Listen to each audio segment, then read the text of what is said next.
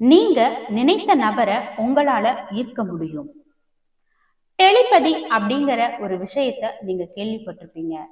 இந்த டெலிபதி மூலமா நம்மளுடைய வாழ்க்கையில நமக்கு பிடித்த நபர்களை நாம ஈர்க்க போறோம். அது ஆணாக இருந்தாலும் சரி, பெண்ணாக இருந்தாலும் சரி, இல்ல வேற எந்த ஒரு உறவா இருந்தாலும் சரி, இந்த டெலிபதி மூலியமா அவங்கள நம்மள விரும்புற மாதிரி, நம்ம கூட இருக்கிற மாதிரி நம்மளால பண்ண முடியும்.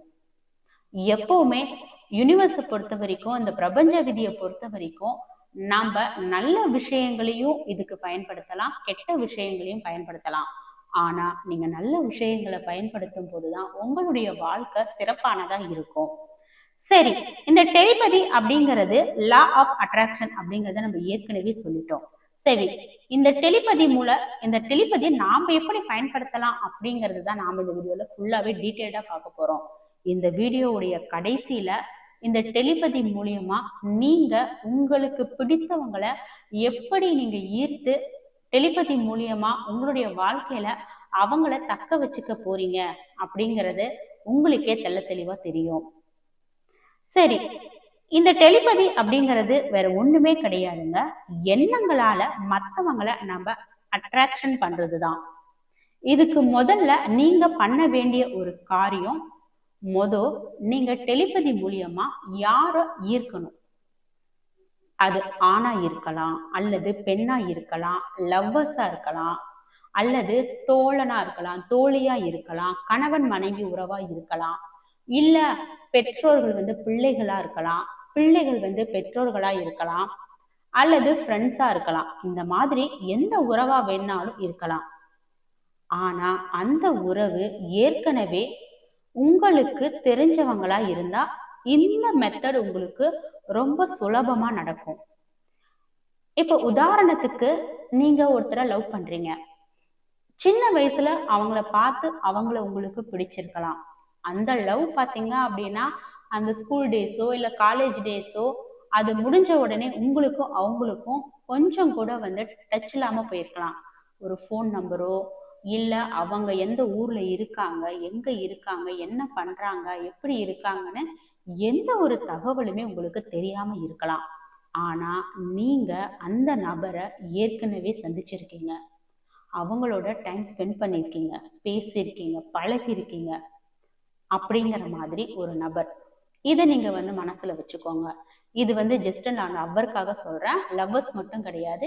இது ஹஸ்பண்ட் அண்ட் ஒய்ஃபுக்குமே கண்டிப்பா ஒர்க் அவுட் ஆகும். நான் சொன்ன எல்லா உறவுகளுக்குமே இது ஒர்க் அவுட் ஆகும்.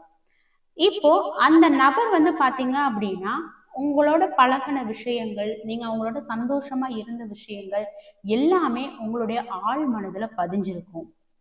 சரி, அப்ப அந்த நபரை எனக்கு ரொம்ப பிடிச்சிருக்கு, அவங்கள நான் இப்ப பார்க்கல, ஆனா இப்ப நான் அவங்களை ஈர்க்கணும்னு நினைக்கிறேன், அவங்க என் லைஃப்ல இருக்கணும்னு நான் நினைக்கிறேன், அப்ப நான் என்ன பண்றது அப்படின்னு உங்களுக்கு தோணலாம். முதல்ல அமைதியான ஒரு இடத்துல உட்காருங்க. நீங்க யார டெலிபதி மூலமா தொடர்பு கொள்ள வேண்டும் அப்படின்னு சொல்லி நினைக்கிறீங்களோ அந்த நபர் யாரு, அவங்க உங்களுக்கு என்ன ரிலேஷன் அப்படிங்கிறத நீங்க டிசைட் பண்ணுங்க.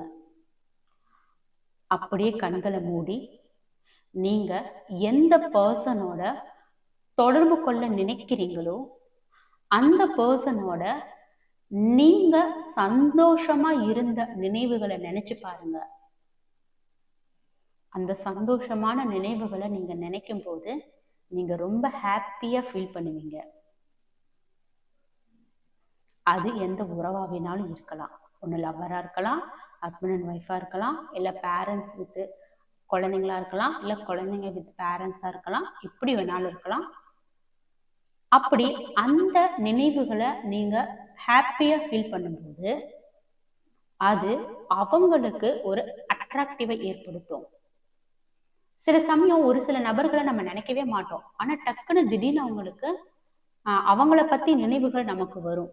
அதுக்கு காரணம் அவங்க ஆழ் மனசுல உங்களை பத்தி ரொம்ப ஸ்ட்ராங்கா நினைக்கும் போதுதான் அவங்களுடைய ஞாபகம் உங்களுக்கு வரும்.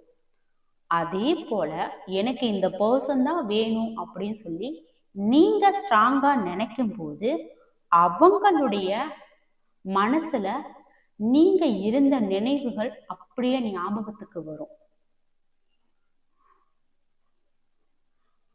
ஃபர்ஸ்ட் இந்த மாதிரி ஒரு மூமெண்ட்டை யோசிச்சு பார்க்குறீங்க. அவங்களோட பேசியிருப்பீங்க, பழகிருப்பீங்க, சினிமாவுக்கு போயிருக்கலாம், அல்லது ஸ்கூல் டேஸ்ல ஏதாவது ஃபங்க்ஷன்ஸ் அட்டன் பண்ணியிருக்கலாம், இல்லை காலேஜ் டேஸ்ல ஏதாவது ஈவெண்ட்ல நீங்க கலந்துக்கிட்டு இருந்திருக்கலாம். அந்த மாதிரி ஹாப்பியான மூமெண்ட் உங்களுக்கு கண்டிப்பா நிறைய இருந்திருக்கும். அதெல்லாம் நினைச்சு பார்த்து அவங்கள குறித்து நீங்க சந்தோஷமா ஃபீல் பண்ணணும். இப்படி சந்தோஷமா ஃபீல் பண்ணும்போது ஒருவேளை அவங்களும் நீங்களும் பிரியறதுக்கான ஒரு சூழ்நிலை வந்திருக்கும் போது உங்களுக்குள்ள நடந்த அந்த கசப்பான விஷயங்களை நீங்க கொஞ்சம் கூட யோசிக்கவே கூடாது. முதல்ல அந்த நபர் தப்பு செஞ்சதா நீங்க நினைச்சீங்க அப்படின்னா அவங்கள மனசார மன்னிச்சிடுங்க. அவங்கள மன்னிச்சுட்டு அவங்களோட இருந்த சந்தோஷமான மூமெண்ட்ஸை மட்டும் நீங்க நினைச்சு பாருங்க. அந்த மூமெண்ட் தான் உங்களுக்கு மிக பெரிய அளவுல உங்களையும் அவங்களையும் ஒன்று சேர்க்கும். அடுத்து இப்போ நீங்க அந்த பர்சனை பத்தி சந்தோஷமா ஃபீல் பண்றீங்க. அவங்களோட இருந்த நினைவுகள் எல்லாத்தையும் நீங்க ஞாபகப்படுத்தி பாக்குறீங்க. இப்போ அந்த நபரை நீங்க மீட் பண்ணனா எவ்வளவு சந்தோஷமா இருக்குமோ அதை ஃபீல் பண்ணி ஒரு 3 minutes அப்படியே அமைதியா அந்த சந்தோஷத்தை மனசார உணர்வு பூர்வமா உணருங்க. உதாரணத்துக்கு திடீர்னு உங்க ஃப்ரெண்ட்ஸுடைய மேரேஜ் ஃபங்க்ஷன்ல அவங்கள திடீர்னு நீங்க மீட் பண்றீங்க. மீட் பண்ணும்போது அவங்களோட நீங்க சண்டை போட்டதை விட அவங்களோட நீங்க சந்தோஷமா இருந்த விஷயங்கள் எல்லாமே நீங்க ஞாபகத்துக்கு கொண்டு வர்றீங்க. அவங்களும் நீங்களும் சந்தோஷமா பேசி பழகினது, அடிச்சுக்கிட்டு விளையாண்டது அப்படின்னு சொல்லி எல்லாத்தையும் நினைச்சு பாக்குறீங்க. அதை பத்தி நீங்க அவங்ககிட்ட பேசுறீங்க. அதை தவிர்த்து நீ ஏன் இவ்வளவு நாளா என்னை கான்டாக்ட் பண்ணல, உனக்கு என்ன ஆச்சு, நீ நல்லா இருக்கியா, இனி நம்ம கான்டாக்ட்ல இருக்கலாமா அப்படிங்கிற மாதிரி அவங்கள மீட் பண்ணனா எந்த விதத்துல நீங்க சந்தோஷமா பேசுவீங்களோ அத உணர்வு பூர்வமா உணருங்க.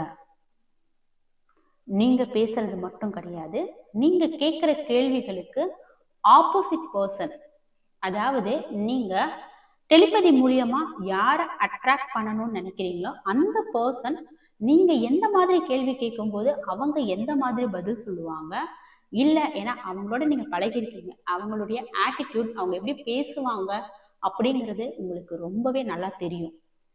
அப்படிங்கிற பட்சத்துல அவங்க உங்ககிட்ட எப்படி ஆன்சர் பண்ணுவாங்க, எப்படி கொஸ்டின் பண்ணுவாங்க, நீங்க எப்படி அவங்க கிட்ட ஆன்சர் பண்ணுவீங்க, கொஸ்டின் பண்ணுவீங்க அப்படிங்கிறத உணர்வு பூர்வமா அதை உணருங்க. ஏன்னா நம்ம இவ்வளவு நாள் பார்க்காத பேசாத ஒரு நபரை நம்ம பார்க்கணும் பேசணும் அப்படின்னு நினைச்ச ஒரு நபரை நம்ம சந்திக்கும் போது நம்ம உணர்வு எவ்வளவு சந்தோஷமா இருக்கும். ஏன்னா இந்த டெலிபதியை பொறுத்த வரைக்கும் உங்களுடைய சந்தோஷமான உணர்வுக்கு பயங்கர பவர் இருக்கு. சரி, இப்படி நீங்க இந்த டெலிபதி மூலியமா இது எல்லாத்தையுமே நீங்க அப்ளை பண்ணி உங்க லைஃப்ல நீங்க இதை பார்த்துட்டு இருக்கும்போது உங்களுக்கு கண்டிப்பா நீங்க நினைச்ச அந்த பர்சன் உங்களை மீட் பண்ணலாம். அப்படி இல்லையா அவங்களா உங்களுக்கு கால் பண்ணி பேசலாம். அதுவும் இல்லையா நீங்க டெலிபதி மூலியமா பேசுறது அவங்களுக்கு தெரியுதா அப்படிங்கறத உணர்ற வகையில அவங்க நேம் பார்க்கலாம், இல்லைன்னா அவங்கள பத்தி மற்றவங்க யாராவது உங்ககிட்ட பேசலாம். ஏன்னா எப்பவுமே யாரும் அவங்கள பத்தி உங்ககிட்ட பேசியிருக்கவே மாட்டாங்க. ஆனா திடீர்னு யாராவது ஒருத்தர் அவங்கள பத்தி திடீர்னு உங்ககிட்ட பேசுவாங்க. அவங்கள பத்தி நல்ல விஷயங்கள், அவங்க என்ன ஒர்க் பண்றாங்க, என்ன பண்றாங்க, ஏது பண்றாங்கிற தகவல்கள் உங்களுக்கு வரலாம். இதெல்லாம் விட அவங்களே உங்களுக்கு கால் பண்ணி ஸ்ட்ரைட்டா பேசவும் நிறைய வாய்ப்புகள் இருக்கு. ஆனா இந்த ஒவ்வொரு ஸ்டேஜையுமே நீங்க எந்த அளவுக்கு அவங்கள உணர்வு பூர்வமா சந்தோஷமா உணர்றீங்களோ அந்த அளவுக்கு இது எல்லாமே உங்களுக்கு ரொம்பவே சீக்கிரமா நடக்கும். ஏன்னா நீங்க சந்தோஷமான ஒரு வைப்ரேஷனை நீங்க வெளியில விடும்போது அது உங்களுக்கு அபரிவிதமான ஒரு ரிசல்ட்டை உங்களுக்கு கொடுக்கும். ஏன்னா கால் பண்ணி பேசலான்னு சொன்னோம், இல்லை மெசேஜ் பண்ணி உங்கள்கிட்ட பேசலாம். இந்த மாதிரி உங்களுக்கு பிடிச்ச நிறைய விஷயங்கள் அவங்கள குறித்து அவங்களோட நீங்க பேசி பழகின அந்த டயலாக்ஸ் எல்லாம் கூட உங்களுக்கு ஏதாவது ஒரு விதத்துல ஒரு படத்துலயோ இல்ல அவங்களுக்கு பிடிச்ச மாதிரி இல்ல நீங்களும் அவங்களும் சேர்ந்து கேட்ட ஒரு பாட்டு அப்படின்னு சொல்லி ஏதாவது ஒரு விதத்துல உங்களுக்கு அவங்கள ஞாபகப்படுத்தும். அப்படி உங்களுக்கு அவங்கள ஞாபகப்படுத்துற விஷயங்களை நீங்க பார்க்க பார்க்க அந்த டெலிபதி ஒர்க் அவுட் ஆகுதுன்னு அர்த்தம். ஏன்னா உங்களுக்கு தோணக்கூடிய அந்த உணர்வுகள் ரொம்ப பாசிட்டிவான ஒரு வைப்பு. ஏன்னா நீங்க அதை சந்தோஷமா ஃபீல் பண்ணும்போது அந்த வைப்ரேஷன் கண்டிப்பா அவங்களுடைய ஆழ் மனசுக்கு ஒரு வைபு கொடுத்து அவங்களுக்கு உங்களை குறித்து ஞாபகங்கள், சிந்தனைகள் இது எல்லாமே அவங்களுக்கு ஏற்படுத்தும். அது மட்டும் இல்லாம இப்போ உங்களுக்கு பிடிச்ச அந்த பர்சன் உங்களுக்கு ஒரு பிடிச்ச கிஃப்ட் வாங்கி தர்ற மாதிரி ஏற்கனவே நடந்திருக்கலாம், இல்லது சரிங்க, அல்லது நீங்க நடக்கணும்னு எதை நினைக்கிறீங்களோ அந்த விஷயத்த நடந்து முடிஞ்சதா நினைச்சு நீங்க இமேஜினேஷன் பண்ணுங்க.